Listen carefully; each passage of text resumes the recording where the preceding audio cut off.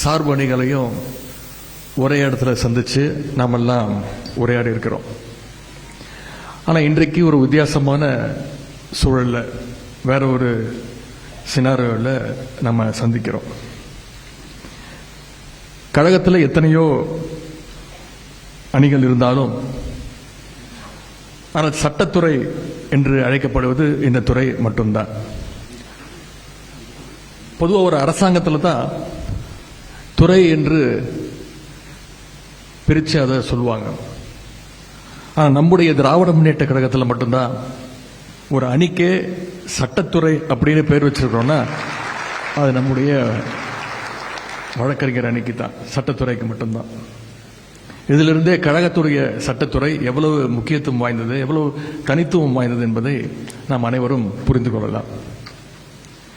இன்னைக்கு கழகத்தில் இளைஞர் அணி உள்ளிட்டு 25 அணிகள் செயல்பட்டு கொண்டிருக்கிறது. ஆனால் இன்னைக்கு நம்முடைய கழகத்துடைய மோஸ்ட் வாண்டட் அணி அப்படின்னா நம்முடைய சட்டத்துறை தான். தேர்தலுக்கு முன்பு அத்தனை அணிகளும் தேர்தல் வேலையை பார்த்தோம். ஆனால் இன்னைக்கு தேர்தல் முடிவு வந்த பிறகு ஒரு அணி, ஒரு துறை ரொம்ப ஆக்டிவா இருக்குன்னா அது இந்த சட்டத்துறை தான். தலைவருக்கு ஒன்றா மட்டும் இல்லை, தலைமை கழகத்தில் இருக்கக்கூடிய யாரா இருந்தாலும் அவங்களுக்கு ஒன்றா மட்டும் இல்லை, ஒரு கடைக்கோடி தொண்டனுக்கு ஒரு பிரச்சனைனாலும் முதல்ல போய் நிற்கிறது சட்டத்துறையை சேர்ந்த வழக்கறிஞர்கள் நீங்க தான். ஆட்சியில் இருந்தாலும் சரி இல்லாவிட்டாலும் சரி, கழகத்துடைய மிகப்பெரிய ஸ்ட்ரென்த், மிகப்பெரிய ஒரு பேக் போன், மிகப்பெரிய ஒரு எனர்ஜி அப்படின்னா சட்டத்துறையை சேர்ந்த நீங்க தான், நிர்வாகிகள் நீங்க தான். குறிப்பா முத்தமிழர் கலைஞருடைய கடைசி ஆசை 2018ஆம் ஆண்டு கலைஞருடைய மரணத்துக்கு பிறகு, அண்ணாவுக்கு பிறகு தன்னுடைய ஓய்வு இருக்க வேண்டும் என்று அவர் ஆசைப்பட்டார். அப்போ இருந்த திரு எடப்பாடி பழனிசாமியுடைய அரசு, அண்ணா திராவிட முன்னேற்ற கழகத்துடைய அரசு அதை தடுக்க பார்த்துச்சு, அதற்கான அனுமதியை கொடுக்கல. கலைஞருடைய கனவை சட்ட போராட்டம் நடத்தி அதை நிறைவேற்றினது இங்க வந்திருக்கக்கூடிய சட்டத்துறை நீங்க தான். இன்னைக்கும் கலைஞரை பத்தி நம்ம பெருமையா பேசுறோம். தான் இறந்த பிறகும் ஒரு போராட்டம் நடத்தி அதுல ஜெயிச்ச ஒரே தலைவர் டாக்டர் கலைஞர் அவர்கள்னா அந்த போராட்டத்துடைய வெற்றிக்கு காரணம் இங்க வந்திருக்கக்கூடிய வழக்கறிஞர் நீங்க தான். கழகத்துடைய வரலாற்றில் நீங்க போராடி பெற்றுக் கொடுத்த தீர்ப்புகள் ஒவ்வொன்றும் ஒவ்வொரு சட்ட மாணவனும் படிக்க வேண்டிய ஒரு தீசிஸுக்கு சமமாக இன்றைக்கு விளங்கிக் கொண்டிருக்கிறது. நீதிமன்றத்தில் வாதாடி போராடி பெற்றுக் கொடுத்த தீர்ப்புகள் ஒரு பக்கம் இருந்தாலும், தேர்தல் காலங்களில் வார் ரூம் அமைச்சு நீங்க செஞ்ச தேர்தல் பணிகள் யாராலும் அதை அளவிட முடியாது. குறிப்பா இந்த தேர்தலுக்கு முன்பும் நீங்க அத்தனை பேரும் வார் ரூம்ல பணியாற்றி இருக்கிறீங்க, தேர்தல் பணியை ஆற்றிருக்கிறீங்க. ஆனா இன்றைக்கு நாம எதிர்பார்க்காத ஒரு தேர்தல் முடிவு வந்திருக்கு. நாம மட்டும் இல்ல, தமிழ்நாடு எதிர்பார்க்காத ஒரு தேர்தல் முடிவு வந்துச்சு. தமிழ்நாடு மட்டும் இல்ல, இன்னைக்கு ஆட்சியில் அமர்ந்திருக்கக்கூடிய அந்த சர்க்கஸ் கூட்டமே எதிர்பார்க்காத ஒரு தேர்தல் முடிவு இன்னைக்கு தமிழ்நாட்டு மக்கள் அதை கொடுத்திருக்கிறாங்க. அதை நம்ம ஏத்துக்கிட்டு தான் ஆகணும். இன்னைக்கு இந்த சர்க்கஸ் கும்பல் ஆட்சிக்கு வந்த பிறகு மற்ற அணிகளுடைய பணிகளை விட, மற்ற அணிகளுடைய தேவை விட இன்னைக்கு வழக்கறிஞருடைய பணி மிக மிக அவசியமாக, முக்கியமானதாக கருதப்படுகிறது. கடந்த 100 நாட்கள்ல யாரு ரொம்ப பிஸியா இருக்காங்க பாத்தீங்கன்னா வழக்கறிஞர்கள் நீங்க தான் ரொம்ப ரொம்ப பிஸியா இருக்கீங்க. ஏன் பிஸியா இருக்கீங்கன்னு உங்க அத்தனை பேருக்கும் தெரியும். நின்னா கைது, நடந்தா கைது, பேசுனா கைது, சோசியல் மீடியால ஒரு போஸ்ட் போட்டா கைது அப்படின்னு ஒரு மோசமான பாசிச அரசாக இன்றைக்கு இந்த அரசாங்கம் செயல்பட்டு வருகிறது. அந்த அளவுக்கு இந்த அரசுக்கு இன்செக்யூரிட்டி ரொம்ப அதிகம். இன்னைக்கு தூங்கி எந்திரிச்சா யாரை கைது பண்ணலாம்னு கிட்டத்தட்ட ஒரு டைம் டேபிள் போட்டு, ஷெட்யூல் போட்டு இன்னைக்கு இந்த அரசு கைது நடவடிக்கைகளை எடுத்து வருது. 2 வாரத்துக்கு முன்பு 2ஆம் தேதி என்ன நடந்ததுன்னு நீங்களாம் மறந்துருக்க மாட்டீங்க. இந்த அரசு என்னையும் கைது செய்ய முயற்சி பண்ணாங்க. எதற்காக கைது? டெல்டாவில் விவசாயிகளுக்கு ஆதரவாக நம்முடைய தலைவர் சொன்னதன் பேரில் தஞ்சாவூர்ல போய் ஒரு போராட்டத்தில் கலந்து கொண்டு பேசினேன். கிட்டத்தட்ட 22 நிமிஷம் பேசியிருக்கிறேன். நான் கூட நான் பேசுறதை வச்சுதான் ஏதோ கைது செய்ய வந்திருக்கிறாங்கன்னு நினைச்சேன். அன்னைக்கு காலைல 8 மணிக்கு காவல்துறை என்னுடைய வீட்டுக்கு வந்தாங்க. அப்ப நான் பேப்பர் படிச்சுட்டு இருந்தேன், தொலைக்காட்சி பார்த்துட்டு இருந்தேன். என்னுடைய உதவியாளர் வந்து சொன்னார், இந்த மாதிரி தஞ்சாவூர்ல இருந்து வந்திருக்கிறாங்க போலீஸ். நான் போய் முடிப்பட்டேன், சரி கைது பண்ண வந்திருக்கிறாங்க. நான் உடனே யோசிச்சு பார்த்தேன், நேற்று என்னெல்லாம் பேசினேன். டம்மி முதலமைச்சர்னு சொன்னேன்.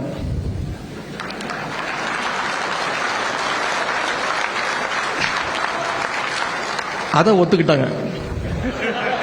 அதுக்கு எந்த ரியாக்ஷனும் இல்லை.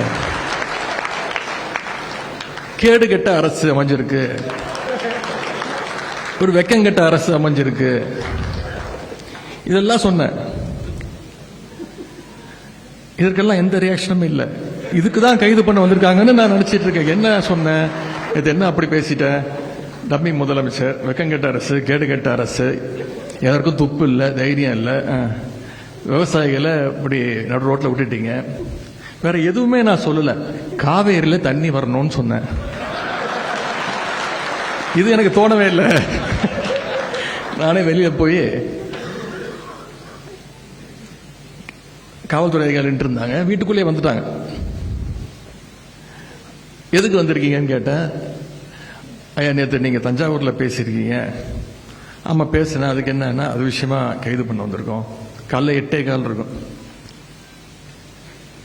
சொன்ன வெயிட் பண்ணுங்க, இப்பதான் எந்திரிச்சிருக்கிறேன்.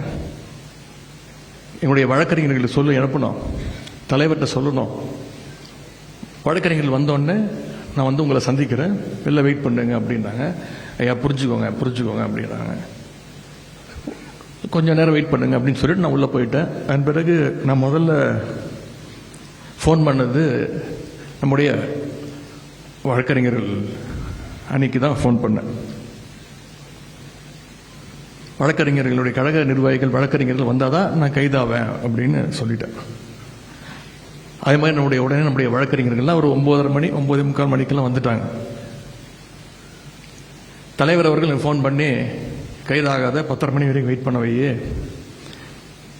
கொஞ்ச நேரம் அவங்ககிட்ட பேசு, கொஞ்ச நேரம் உட்கார வையே அப்படி நான் சொன்னேன். நான் வழக்கறிஞர்லாம் வந்துட்டாங்க, கைது பண்றதுக்கு ஒண்ணுமே கிடையாது, நான் அப்படி ஒன்றும் பேசல, என்ன நடக்குதோ பார்த்துக்கலாம் அப்படின்னு.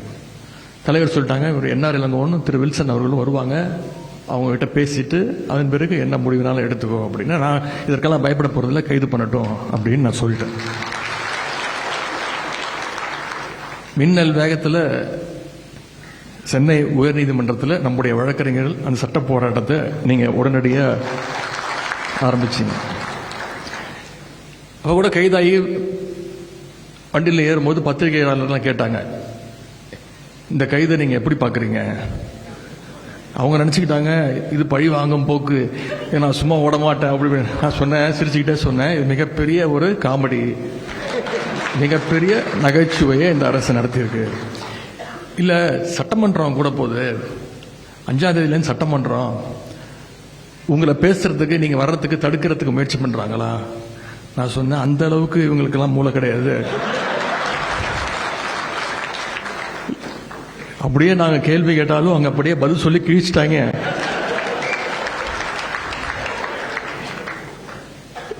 யாரு அமைச்சர்னு யாருக்குமே தெரியாதுங்க, யாரு சட்டமன்ற உறுப்பினர் இப்ப வரைக்கும் யாருக்குமே தெரியாது. ஏன்னா வேற ஒரு துறைக்கு நம்ம பதில் கேட்டோம்னா வேற ஒரு துறை அமைச்சர் பதில் சொல்றாரு. ஒரு படத்துல வரும்ல, நாம ஒரு கேள்வி கேட்டா நம்மளே ஆச்சரியப்படுற அளவுக்கு ஒரு பதில் சொல்லுவான் பாருங்க அப்படிங்கிற மாதிரி.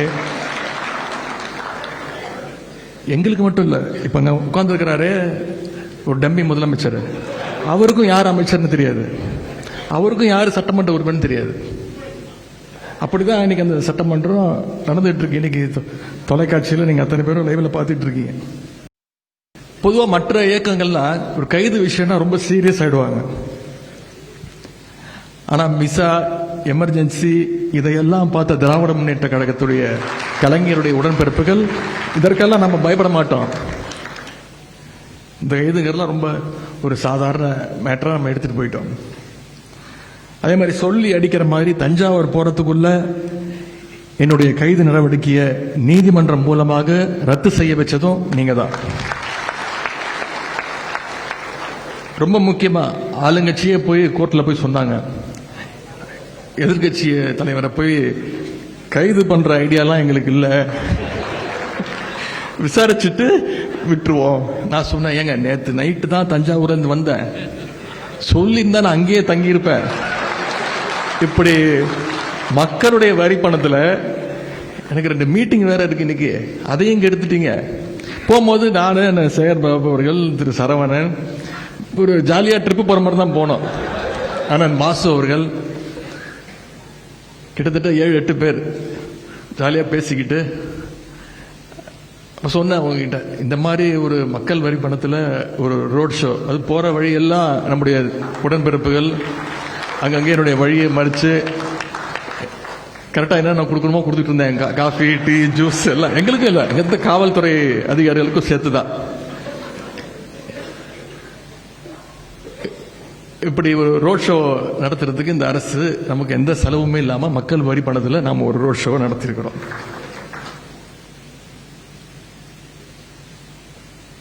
இந்த அரசுக்கு நாம் இந்த இடத்துல ஒரு நன்றியை சொல்லணும்.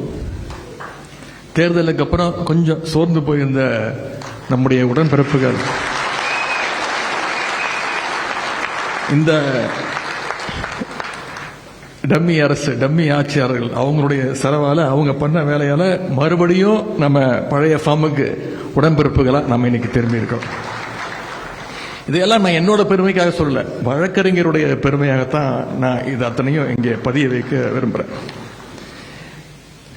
இந்த 3 மாதங்கள்ல 100 நாட்கள், நாளைக்கு என்னென்ன கூத்தரிக்க போறாங்க தெரியல சட்டமன்றத்தில். இந்த 100 நாட்கள்ல மட்டும் என்னை மட்டும் கைது செய்யல, முன்னாள் அமைச்சர் அண்ணன் திரு அனிதா ராதாகிருஷ்ணன் அவர்கள் கைது செய்யப்பட்டு உடனே விடுவிக்கப்பட்டார். சட்டமன்ற உறுப்பினர், நம்முடைய சட்டமன்ற உறுப்பினர், விளாத்திக்குளம் சட்டமன்ற உறுப்பினர் அண்ணன் திரு மார்க்கண்டேயன் அவர்களையும் இதே மாதிரி கைது செய்து மிரட்ட பார்த்தாங்க. சட்டமன்ற உறுப்பினர் மட்டும் இல்ல,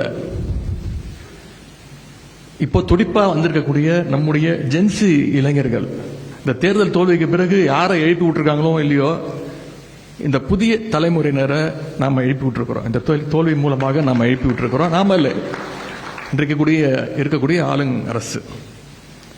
ஜென்சி இளைஞர்கள் சகோதரர் அன்பானந்தம், சகோதரர் வினோத் சூரியகுமார், சகோதரர் சரண், இவங்க எல்லாம் டார்கெட் பண்ணி கைது பண்ணாங்க. அது மட்டும் இல்ல, நான் தஞ்சாவூர் ஆர்ப்பாட்டத்துக்கு போயிட்டு வந்த பிறகு அங்கு யார் யாரெல்லாம் போராட்டம் பண்ணாங்களோ அவங்க மேலாம் வழக்கு பதிவு செஞ்சிருக்கிறாங்க, சிலரை கைதும் செஞ்சிருக்கிறாங்க.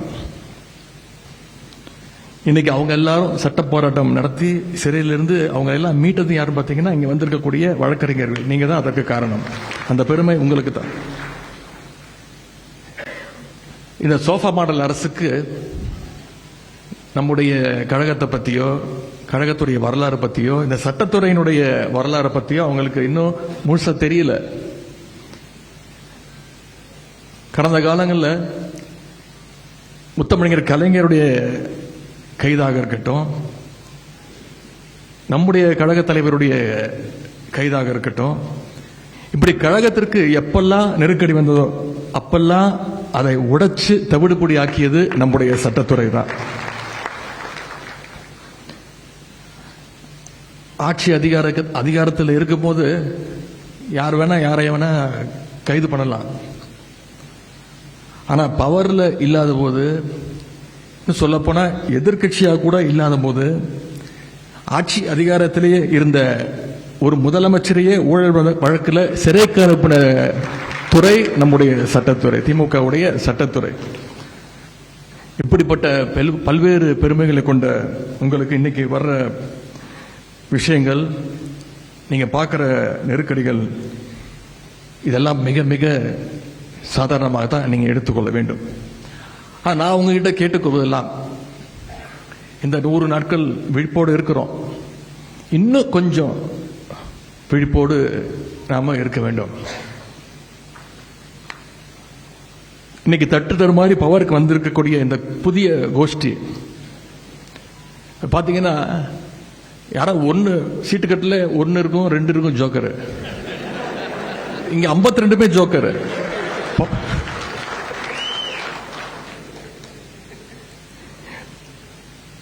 நமக்கு தான் பேர் தெரியல, யார் அமைச்சர், யார் சட்டமன்ற உறுப்பினர். தமிழ்நாட்டு மக்களுக்கு தெரிஞ்சிருக்கா?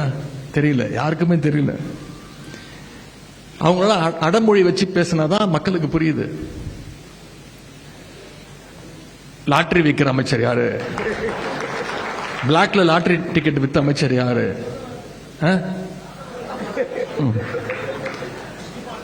திருட்டு விசிடி வித்த அமைச்சர் யாரு?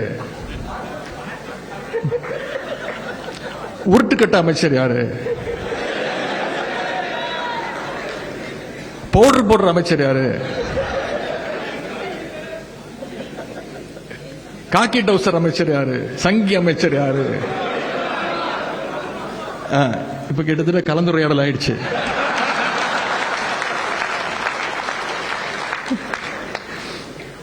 இப்படி அவங்க பேர் சொல்லி சொன்னா கூட உங்களுக்கு தான் தெரியாது. அவங்களோட பட்ட பெயர் வச்சு கூப்பிட்டாதான் நமக்கே புரியுது. இதுதான் இன்னைக்கு நிலைமை. நான் நிச்சயம் சொல்றேன், 3 மாசம் தான் ஆயிருக்கு. இனி போக போக ஒவ்வொரு அமைச்சரும் நிச்சயமா பெருசா மாட்ட போறாங்க. அதுக்கு வழக்கறிஞர் நீங்க தயாராக இருக்கணும். இன்னைக்கு நாம தொடர்ந்து பெயில் வாங்கிட்டு இருக்கோம். இன்னைக்கு அந்த கூட்டத்தை, அந்த கும்பலை பெயில் வாங்குற நிலைமைக்கு நாம நம்முடைய பணிகளை அமைச்சு கொள்ள வேண்டும். இந்த அரசு ஏதோ தூய்மையான அரசு, ஊழலற்ற அரசு, மாற்றம் அப்படின்னு சொல்லி கொண்டு வந்தாங்க. கடைசி என்ன பண்ணிருக்கிறாங்க? நம்முடைய தலைவர் கொண்டு வந்த ஒவ்வொரு திட்டத்துடைய பெயரை மாத்தி இருக்கிறாங்க. வேற எந்த மாற்றமும் கிடையாது. எல்லாத்து மேலேயும் ஸ்டிக்கர் ஒட்டிக்கிட்டு இருக்கிறாங்க. இவங்க எப்படி ஆட்சிக்கு வந்தாங்க? அதை நாம அத்தனை பேரும் பார்த்தோம். இவங்க கிட்ட மெஜாரிட்டி இருக்கா? கிடையாது. திமுக சட்டமன்ற உறுப்பினர் பார்த்தா வழக்கு போடு, அதிமுக சட்டமன்ற உறுப்பினர் பார்த்தா சோஃபா அனுப்பு, எப்படியாவது பர்ச்சேஸ் பண்ணு, அவங்க ராஜினாமா பண்ணவே. இதைத்தான் இந்த அரசு பண்ணிக்கிட்டு இருக்கு. இதை தமிழ்நாட்டு மக்கள் பார்த்துக்கிட்டு இருக்கிறாங்க.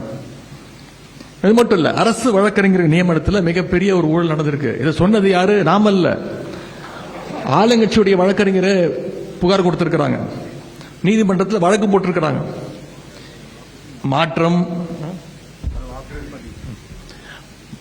மாற்றம் தூய்மைன்னு இன்னைக்கு இதையே உருட்டிட்டு வந்தாங்க. ஆனா இன்னைக்கு கல்லா கட்ட ஆரம்பிச்சிட்டாங்க. வெகு விரைவில் மாட்ட போறது உறுதி. அதற்கு நீங்க தயாராக இருக்கணும். இதையெல்லாம் ஆதாரத்தோட நாம வெளியில கொண்டு வர்றோம். இன்னைக்கு பெண்கள், குழந்தைகள் தனியா வெளியே போக முடியாத ஒரு சூழ்நிலை இந்த அரசு உருவாகி இருக்கு.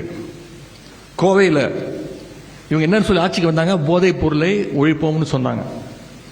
இன்னைக்கு கோவையில் போதைப் பொருள் பத்தி தகவல் கொடுத்த கல்லூரி மாணவன், அவர் பேர் அமுதன், அவனை காவல்துறையே காட்டி கொடுத்திருக்கு.